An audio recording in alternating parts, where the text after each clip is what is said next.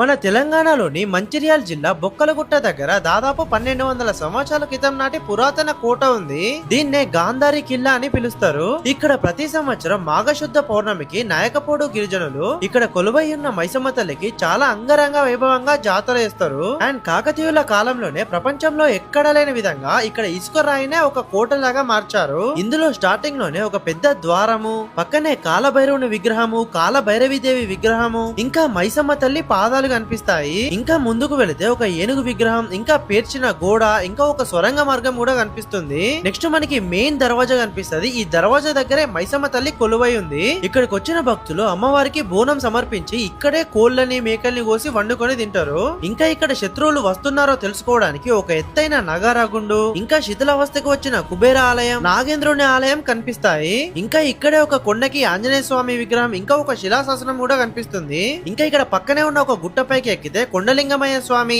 వినాయకుడు, హనుమంతుడు, సాక్షి గణపతి దర్శనమిస్తారు. ఇంకా ఇక్కడే సవతుల బావులు అని పిలువబడే 3 బావులు, ఇంకా గుట్ట కింద కూడా ఏనుగుల బావి అనే ఒక బావి ఉంటుంది. నిజంగా అద్భుతం.